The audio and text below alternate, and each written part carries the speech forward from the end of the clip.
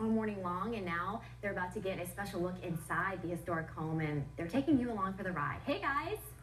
Hey, just putting the lens off. We've been waiting for the whole time. It's been so nice to be outside. We actually got a sneak peek, let's be honest. We can't stay outside this beautiful house. In full disclosure, we had to come inside earlier, but now we have an official tour. Tom Bowers is running the show for us right now, and I know you have an official duty here, but you're playing tour guide for us this morning. We do appreciate it, Tom. It's my pleasure. Where are we right now? We are in the library, which was the favorite room of the Marshalls. They spent most of their time in here.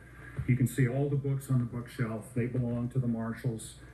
He was an avid reader, and this was also the place where he liked to sit in his favorite red leather chair. And that is his That chair. is his chair. Yes. In front of his television set. Yes. Wow. Well, you have to sit close to see that screen, don't you? Yes. One of their favorite programs was I Love Lucy. I knew you were going to say that somehow. And he also liked to listen to baseball games on the radio. Let's take a tour now. Where are we going next? So the great thing, Tom, that you were saying before is this is actually their furniture as well. This is their furniture. 90% of the things in the house belong to them. That is a portrait of Alan Brown, who was General Marshall's stepson.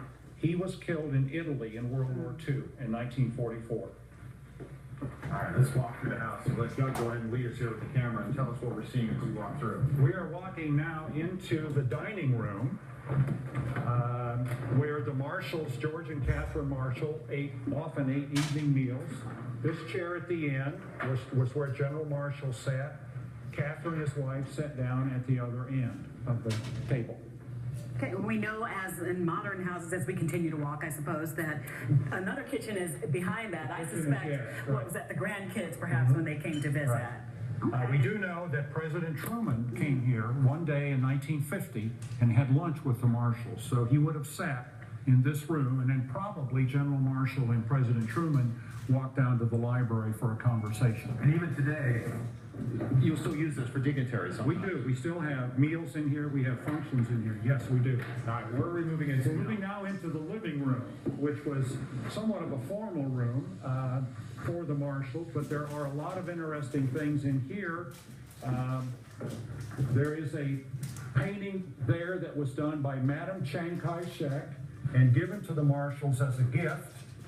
And then to the left, looking is a painting that was painted by Winston Churchill. What? And given to the Marshalls as a gift. You have gallery-worthy artwork with historical meaning right in this house. And this is above the fireplace is a painting that was a gift to General Marshall from the government of the Soviet Union in appreciation for his role as an Allied leader in World War II. And, I don't want to miss the opportunity to tell people about the significance of General Marshall, perhaps who just know the Marshall Plan. Can you just briefly tell us how important he is to the world? I think he was one of the most important people in the 20th century.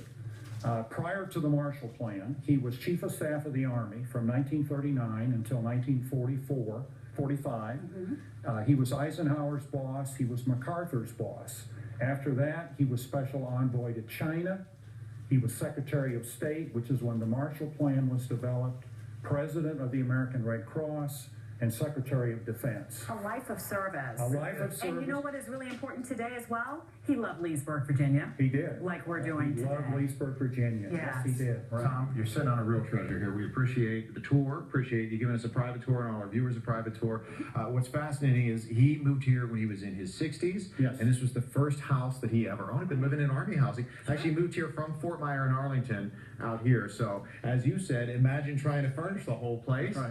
That's right. It was your first house in the 60s. First that, and the furniture this here now, most of it belonged to the Marshalls. Fantastic. Tours are available on the weekends if you want to come out. If you have to come out during the week or you have a group, give them a call, see if they can work with you. And you don't even have to be, as we take it back into the studio, you don't even have to be a history buff. You could be a designer buff. Yeah, Holly, this home, it could be one of your designer homes that we feature, in the city every year. It's gorgeous. It's a museum of the 1950s. Yes, it is. That's right. Back to you guys. How about that TV? Did you guys like Definitely worth spending some time there. Not just Leesburg. Thanks, guys. We're enjoying it. Guys doing a great job. All right. Guess what? What? The fun is just getting started.